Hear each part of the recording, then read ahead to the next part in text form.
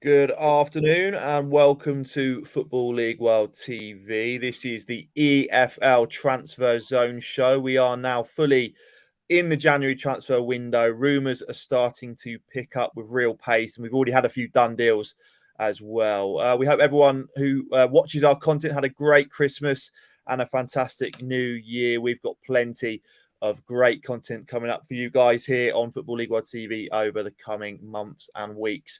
I am joined by Marcus Ali and Chris Gallagher for this afternoon's show. Marcus, how are you getting on? Yeah, really well, thanks. Refreshed and recharged from a little break, but glad to be back with the transfer zone. Looking forward to talking all things about the sort of early exchanges of the window. I'm sure it's going to be a really exciting one. Yeah, absolutely. And Chris, how are you getting on? Yeah, good, thanks. Looking forward to what should be a very big month for a lot of clubs.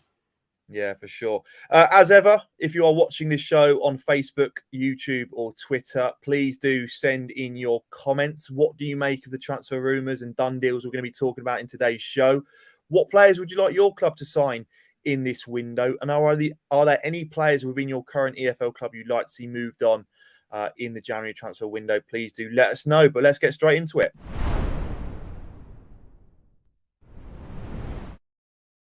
So let's start off with Steve Cook. It sounds like he's heading to Nottingham Forest on a 2.5-year deal. Cook obviously has been a mainstay in that Cherry side over the last decade. He's become a real figure down in Dorset, a real key player in that back line. But this season hasn't had the game time he perhaps would have wanted under Scott Parker, has had to make do with the substitutes bench for the majority of the campaign. But it looks like Forest have beaten a host of clubs, notably Queen's Park Rangers, to sign the 30-year-old for the rest of the season on a free transfer. Marcus, let's come to you then first. There were a clamour, an array of different clubs looking to sign Steve Cook in this window. For Forest, do you view this as a good signing? Absolutely, definitely. I think you've seen what Steve Cook's been able to achieve and the consistency that he's had in his performances, even in the Premier League, before dropping down to the second tier with Bournemouth. He's got to be a real attractive proposition for any side at Championship level. I was amazed to realise a few weeks ago that it was still only 30 years old. So, some centre-backs are playing at quite a high level into their mid to late 30s. Obviously, Gary Cahill, who's probably one of the reasons that he's on the transfer list is in his late 30s and performing so well at Bournemouth. So there's plenty more to come from Steve Cook. And I think Forest is probably quite a good fit for him. They play that back three, Worrell and McKenna, the two more ball-playing gifted centre-backs, I'd say, probably than Steve Cook, but would back himself to adapt to the system. He played quite a attacking brand of football under Eddie Howe at Bournemouth, so I see no reason why he can't slot in nicely under Steve Cooper. So I think it'd be a really exciting addition, and with Forest's aspirations going into the second half of the season, it definitely fits in line with that. Tobias Figueiredo has performed well in flashes this season, but he's a player who's out of contract in the summer. And when you look at the rest of Forest centre-backs, Loic and Besso has been out injured as well, last featured in Chris Hughton's last game in charge of Forest. So it does look like an area that needed addressing in this window, and Steve Cook, I think, would be high up on the list of players that they think could perfectly slot in terms of their position in the table and what they want to go on to achieve. Yeah, absolutely. There's been a lot of question marks with regards to the captaincy at Nottingham Forest. We've seen Lewis Grabban take the mantle on numerous occasions this season. Chris, a lot's been said about Steve Cook and his leadership qualities. I mean, we've seen over the last 10 years the sort of qualities that he brings to Bournemouth in terms of his leadership. What other sort of qualities and attributes do you feel Steve Cook possesses that will really enhance that Nottingham Forest side? Yeah, well, firstly, he's still a very good player, which is the most important thing. I think he played at Fulham the other last month when it was 1-1, and he was brought in like one of his only appearances of the season, but he was very good, and it's like a reminder that Bournemouth have got some very good options in defence. That's why he's not playing. So yeah, I think firstly Forest are getting a good defender, which is the main thing. But then yeah, as you touch on his leadership qualities, that experience as well, someone who's won promotion. when the pressure builds over the next few months, if Forest are in the mix, which I think we all think they will be, then having players like that who've been there and done it is obviously going to help. I'm like Marcus, I can't believe he's only 30. He just seems to have been around for ages. But yeah, so he's still got a lot to offer, and I think he'll help a lot of the players around him as well. So yeah, off the pitch and on the pitch, this looks like a great business for Forest. Yeah, absolutely. We had a comment in on YouTube from One Rovers Vlogs. Could be a class signing for Forest. Mad how he's only 30. Again, another person that's shocked by Steve Cook's age. Marcus, just finally then on Steve Cook, is he someone that you view as a guaranteed starter at the City Ground? Is he someone you kind of see slotting in alongside McKenna and Worrell for this season? Absolutely, yeah. As I mentioned, Figueiredo has been good at times this season, but with his deal up in the summer, you'd think if he was really in Cooper's plans moving forward, they would have looked to offer him an extension, at least by now. You know, in January you can discuss an agreement to leave for free to a different club in the summer. So if they're really that attached to Figueiredo, there would have been negotiations ongoing. Steve Cook's CV commands so much respect. I don't think it's any slight on his ability that he's being sort of shown the exit door at Bournemouth. I think Lloyd Kelly is an outstanding young centre-back, and I don't think, you know, he sort of nailed down a position as one of the two centre-backs that Scott Parker's been playing. There aren't many players in the Championship that could make a case to go and be selected ahead of him. Obviously, you know, Gary Cahill, ex-England international, Champions League winner. So even though he's fallen out of favour, I don't really blame that on him. I don't think his levels regressed at all. Bournemouth were a little bit disappointing defensively last season. It did sort of hamper them. Just sort of, I think they ended up finishing 6th and weren't as convincing in the promotion push as they should have been, given the players that they had. But Steve Cook throughout that was a real rock at the back and was a consistent performer through some really difficult times. So I think his leadership qualities, as we've already hinted towards, will be something that he'll add. And I'd expect him to be a mainstay in the centre of that back three for the rest of the season, hopefully once the deal gets over the line. Yeah, absolutely. As we've mentioned, this deal hasn't been confirmed as of yet, but it could happen any minute. This deal, it sounds like it's very imminent. A medical has been completed for Steve Cook to join Nottingham Forest. Send in your comments. What do you make of Nottingham Forest's capture of Steve Cook from AFC Bournemouth? Do you think it's a shrewd addition for Steve Cooper's Reds as they look to launch a playoff push this season? Right, let's look at another piece of EFL transfer news next. We are going to touch on a done deal now. West Bromwich Albion have confirmed the signing of Daryl Dike from Orlando City. A deal that perhaps took a few people by surprise, given it was a permanent deal. A lot of the talk prior to the transfer had been with regards to a loan deal until the end of the season with a view to it becoming permanent. But West Brom have secured his services.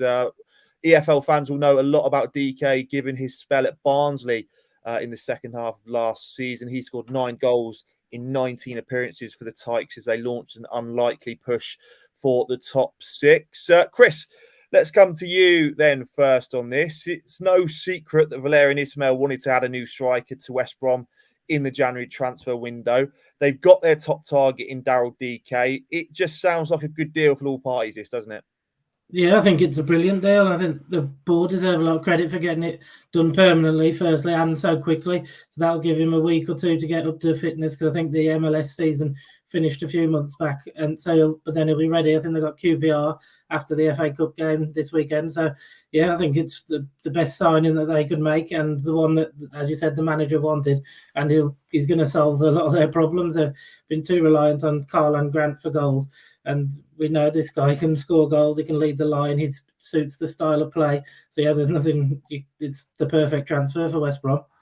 Yeah, absolutely. I mean, we're kind of hearing at Football League that the price that West Brom forked out to sign Dike was in the region of $9.5 million. Orlando City do possess a 20% sell-on clause as well for if Dike does move on from the Hawthorns in the future. Marcus, with that kind of price tag in mind, do you think it's a good deal? You know, Dike is at such a good age, isn't he? He's only 21. Lots of room to mature, grow and develop as a player, isn't there? Absolutely, yeah. 21 years old does justify that transfer fee a little bit more. It's a great show of ambition from West Brom, as Chris mentions. We could have the majority of January to really hit the ground running. I think, if memory serves, at Barnsley, it was he signed towards the back end of the January transfer window, so he was sort of making up for lost time as soon as he got there. But it is a great sign, and it's obviously they got the parachute payment, so they might have a bit more financial muscle than other clubs in the Championship. But if you asked any West Brom fan going into this transfer window, who ideally do you want to sign? I feel like an extremely large percentage of them would say, get me Daryl Dike. So to have it on a permanent basis as well is a real bonus. Just looking at the finances involved, West Brom will be looking to compete with the likes of Fulham and Bournemouth. We saw the money that Cottagers spent in the summer. The Baggies may be questioning if there was as much commitment to bounce straight back to the Premier League as their fellow relegated team. But I think this definitely represents that it is, and it's also sort of a gesture of support to Valérien Ismaël. I think this would have been his first choice striker going into the January transfer window. And as a manager who's had a bit of friction from the stands and maybe some doubts coming from higher up in the club, that definitely suggests that they're backing their man and they're fully believing in his ideas. And yeah, I expect DK to have a similar impact. I don't know if he'll be as effective, but definitely with the long-term sort of final third of the pitch in mind at the Hawthorns, is definitely a really intriguing signing.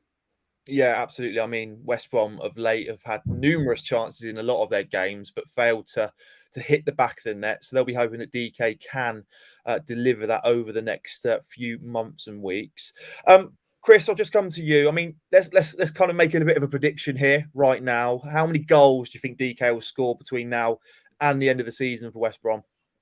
I think you can get 12 to 15. Anyway, I think you watch them play, as you touch on, they miss a lot of chances, and he's got 9 for Barnsley in as Mark said, a similar period last season, and he's playing with better quality now at the Hawthorns. So yeah, I'd say 12 to 15, because he knows he's going to be the main man. He knows everything's going to be set up for him, so he couldn't ask for a better place to be in terms of getting chances and suiting his physicality. So yeah, I think he'll be at least double figures anyway in 21 games.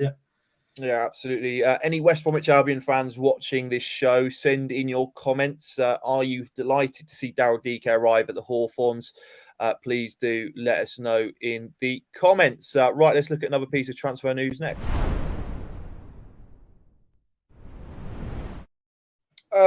It has been reported in the last few days that Ethan Laird's loan spell at Swansea City is set to come to an end, and he is in turn set to join Scott Parker's AFC Bournemouth for the second half of the Championship season. Laird's enjoyed a really good stint at Swansea in the opening few months of his time down in South Wales, becoming a real force down that right-hand flank, both in a defensive and attacking sense. Chris, I'll come to you then first on this one. Let's look at this from a Swansea perspective, because the noises coming out from the Swansea.com stadium suggest that it was a little bit of a surprise that Manchester United made the decision to end his loan spell at Swansea and send him to Bournemouth. It's a bit of a blow, isn't it, for Russell Martin on this side? Yeah, it's a massive blow. Yeah, I think anyone who's seen him play this season recognise how good he is, his energetic, his quality on the ball. And then, as you touch on there, it's the surprise factor, because you go into the January window and it's obviously a harder time to do business, so you want to know. You'll be looking months in advance of where you want to strengthen. And this isn't a place that have been expected. They wouldn't have expected this to happen. So it's thrown up a big problem for them, really. You can understand why Man United have done it, to allow the Laird to move to a top side chasing automatic promotion. But yeah, Swansea will feel a bit. So they'll be a bit disappointed as well, because he was playing. He seemed to be enjoying his football. And yeah, it's a real setback for them.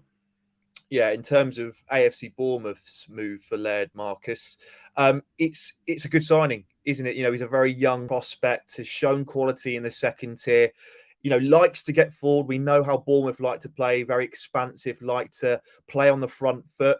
Does this move suit Laird, do you feel? I think so, yeah. Bournemouth have got a decent right back in Jack Stacey. I don't think he'll be sort of dislodged straight away. Laird might have to bide his time a little bit in that respect. But it'll be interesting to see how he gets on in a back four. Obviously, MK Dons and at Swansea, the wing backs are very important to the way Russell Martin wants to play, and Laird's been one of the shining stars of that, particularly in 2021. So it's going to be interesting to see how he can make his way into that 11. But with pushing for the automatic promotion places in mind, it is a great signing for Bournemouth. And also, I think maybe a theme we could see in the window as this month goes on is because of the limited availability we've seen in recent weeks, which could probably continue for the next couple of months. Clubs might look to sort of overstock certain areas of the pitch, and Laird could possibly play even further forward rather than right back as well. So I think it's definitely a good signing for Parker in knowing that he's got all bases covered. It's a real positive for Ethan Laird as well, because if Manchester United were looking to keep him as a player out on loan in the EFL, maybe to sell him in a few years, I think they'd just leave him at Swansea. But they're looking to develop him further, put him into a different system, a different environment. And, with Aaron Wan-Bissaka hasn't been very convincing this season. Diego Dalot's never really had a consistent run in the Manchester United side. So I think in looking to kick on and potentially even be involved in the first team picture at Old Trafford, this is a real positive for Laird. He probably was enjoying his football at Swansea and learning under Russell Martin, but the engagement that is shown from his parent club shows that the faith and belief they have in him, and yeah, hopefully he can kick on for the Cherries. It's going to be tight, this automatic promotion race, but this could be one of the signings that does make a big difference. Yeah, we often talk about the impact of wing backs in football these days and how important they can be in certain setups and certain tactics and formations.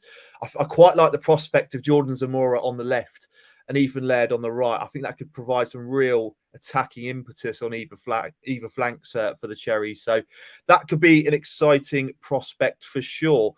Bournemouth fans, get in the comments. Are you happy with the addition of Ethan Laird? Just to confirm, it hasn't been confirmed as of yet, but we understand that it's going to be imminent. That deal is to be confirmed. Ethan Laird to leave Swansea and join Bournemouth on loan from Manchester United. Right, let's look at another piece of news next.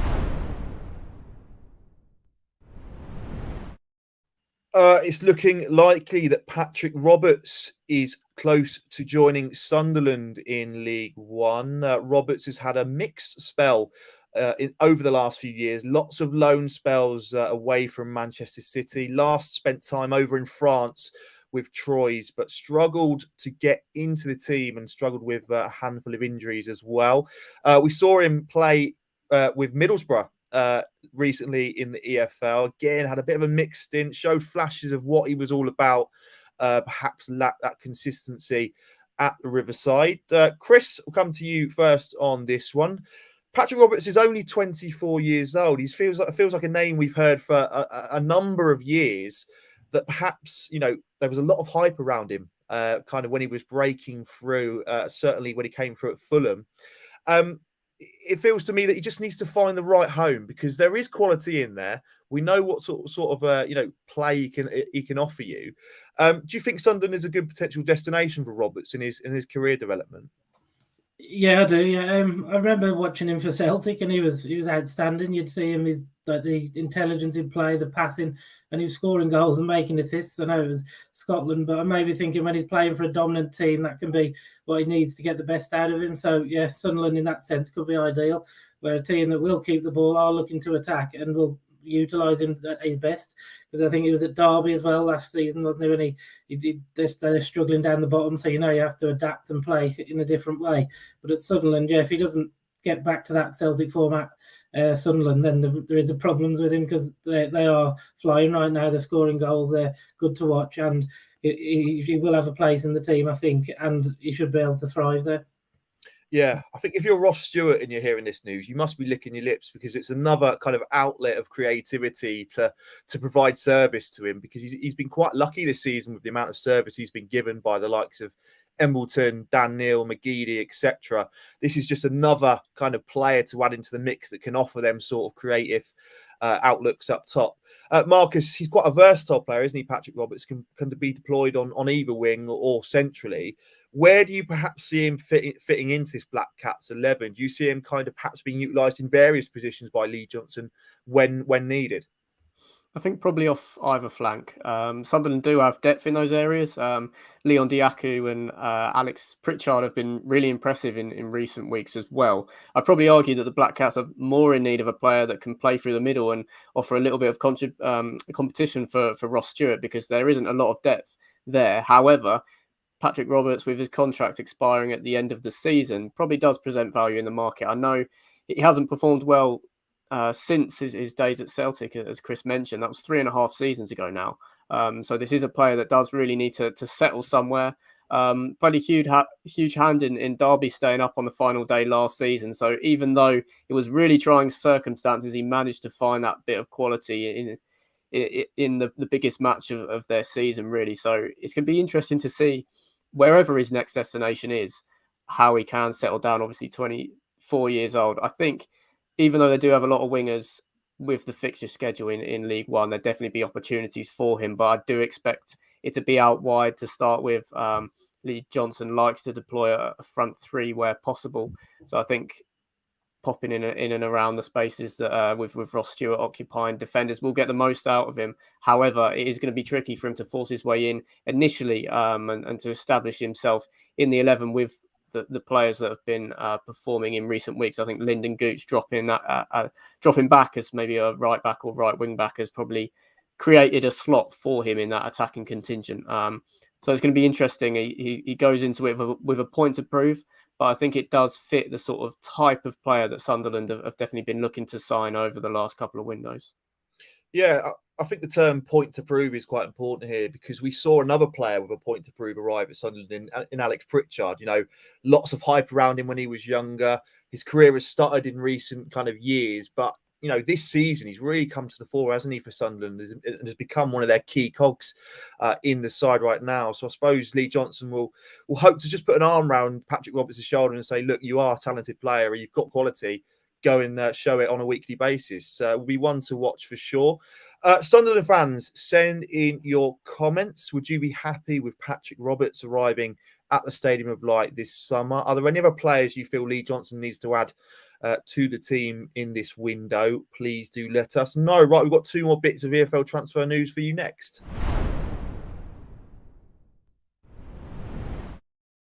We've got another done deal in the Sky Bet Championship. Tayden Menge has joined Birmingham City on loan until the end of the season. We saw Dion Sanderson get recalled from Wolves, so this is pretty much viewed as a direct replacement for Sanderson, who had featured quite heavily under Lee Bowyer this season. Menge's no stranger to the Sky Bet Championship. He played for Derby County last season, put in several pretty solid displays considering his young age. He has also featured in the Champions League for Manchester United this season. They do rate him very highly at Old Trafford and are hoping that he can kick on at St Andrews this season. Chris, it's been a bit of a mixed, kind of underwhelming time for Birmingham City in the Championship of late. The form hasn't been the greatest. They've been conceding goals quite consistently, really, over the last few weeks. Is Menge a good solution here, and is it an adequate replacement for Dion Sanderson? Yeah, I think he is, and I think they've done well to act quickly, because Sanderson obviously has only just been recalled and they've got the replacement in straight away, which is how you want to operate. In terms of his profile, I think he is similar. He's athletic, he can bring the ball out, and I think on the right side of the three he will do well. As you say, I think Birmingham's problems are a bit deeper than one player now, so he's not going to suddenly transform them. But I think in terms of just like for like, it's a good deal, and one that will work out well for him and for Blues. Yeah, it's worth noting Tahith Chong's influence on this deal. Menge came out and said he spoke to Chong straight away on the phone when he heard of Birmingham's interest, and was encouraged by what Chong had to say about Birmingham City as a club. So good to see that come through. Marcus, let's just look at Birmingham's back line. We know Lee Bowyer likes to utilise 3 at the back more often than not. We've seen of late, recently, kind of George Friend, Christian Pedersen, Mark Roberts featuring that kind of back line. Do you see Menge slotting in alongside one of them too? I suppose when you look at it, there's a lot of experience in that back line, so that will only benefit Menge, you'd feel. Yeah, definitely. I think it's quite nice for a young centre-back starting to sort of make their first steps in senior football to play in a back three rather than a back two. You got more players to immediately rely on sort of inside you or just sort of as cover in that defensive line. Obviously, Harley Dean's probably going to be heading for the exit, so I'm not sure there's that much room for manoeuvre in terms of the defensive contingent at St Andrews. So I think he'll definitely get game time. I don't think that'll be an issue at all, and they would have had assurances for that. It must be a positive relationship for Birmingham to be sort of consistently getting players on loan from an academy as high esteem as Manchester United. Menge only managed 9 appearances for Derby last season, so we're hoping for maybe even double that in the second half of the season at Blues. So yeah, it's a good move for him. The likes of Roberts and Pedersen are decent defenders at a championship level, so it should be a positive learning experience for him. You say that the Champions League appearance obviously is quite impressive to break into Ralph Ranitz's considerations, but it was his only match in senior football this season. He's been playing mainly in Premier League 2, so it's going to be interesting to see how he can sort of readapt to that step up after obviously his experience with Derby. You would have thought possibly he would have gone on for a season-long loan this season rather than just half of it, so that gives him something to play for in that regard. But I don't see him having any problems breaking into the team, purely due to the fact that Birmingham's squad is quite thin at the moment. I definitely think there's more areas that will need addressing as the transfer window progresses. Yeah, there we go. Tayden Menge is a Birmingham City player for the rest of the season. It'll be interesting to see how he does get on at St Andrews. Right, we've got one more piece of EFL transfer news for you next. Middlesbrough have completed the signing of Aaron Connolly on loan from Brighton and Hove Albion. The Seagull striker is featured sparingly for Graham Potter's side this season. 6 appearances for the South Coast side this season. And Chris Wilder, again, made it was no kind of secret that he did want to add in the forward areas this month. And Connolly is the man he's chosen to enhance his attacking arsenal. Marcus, we'll come to you then. I suppose Connolly offers something a little bit different perhaps to what Middlesbrough have right now in the forward area. He's a little bit more diminutive, quite mobile, likes to get behind defences and stretch defences. What do you make of this signing? I'm really excited about it. As you mentioned, something a little bit different. He's been mainly playing in a front three when he has got the chance at Brighton. Has threatened to sort of really nail a place down with Neil Maupay's struggles in particularly last season, but it hasn't quite worked out. So this is a good opportunity for him to dip into the Championship for half a season, to showcase his ability and potentially force his way back into that regular first team picture at Brighton next season. If he did stay on the South Coast, I think he still would have been in and around the first team. It's an opportunity to play in a promotion push inside and really try and develop in a different environment. I think there are similarities to draw with him and Duncan Watmore. In that regard, I see them as in more direct competition to maybe partner one of Sperara or Ikpeazu rather than trying to displace one of them. But I think Connolly is a really exciting signing for Championship level. He's a very high intensity player. He works really hard off the ball, runs channels really well, and can take on players 1v1. So I'm sure it's going to be an exciting watch for Middlesbrough fans. I think this could possibly see Josh Coburn move out on loan just because, just sort of packing out that attacking contingent. It's going to be really interesting to see because Wilder does demand a lot of the players who operate in his front two. We saw that at Sheffield United, lots of the unselfish work that the likes of McGoldrick and McBurney were doing. And it'll be interesting to see how quickly Connolly can adapt into that. I think initially he's got to try and displace Duncan Watmore because he's been in really good form in recent weeks. But I'm really excited about this move as a prospect. I think he's a player that could be one of the standout forwards in the second half of the season. I think looking at where Borough want to be, I see them as a side that would be confident of finishing the top 6 at this rate and potentially sort of flirting with the automatic promotion places as well. I think Connolly's definitely a signing that keeps them on that upward trajectory in looking to achieve that. Yeah, absolutely. I think a large part of kind of one of Connolly's biggest attributes is his work ethic. He seems to work relentlessly off the ball, and that's a kind of quality that Chris Wilder certainly admires in his setups and squads. Chris, we know Wilder likes to utilise two up front. Over the last few weeks and games, we've seen him utilise Andras Sporar alongside Ono Hernandez. Watmore's played up there alongside Sporar as well. Do you view Connolly as a guaranteed starter in that Borough 11? No, I wouldn't say guaranteed, but as Marcus touched upon, I think it's an exciting signing. So I think he has got the quality to eventually make the spot his own. I think we've seen with Wilder at Sheffield United that he likes to have quite a lot of forwards and he will rotate. So it'll be about taking the chances that come your way. And I think Connolly is good enough. There's been a few question marks about his attitude over the last year or so. So this is a big opportunity for him to move away and then to try and become a better player, and part of that will be trying to get into this Borough team, because I think they're still in the market for another striker. So there is going to be hard. It's going to be fierce competition, but that's what all players should want, and it's what Wilder certainly wants. So yeah, it will be tough for him, but I do think he's got the quality to make one of the positions his own as we progress over the next few months.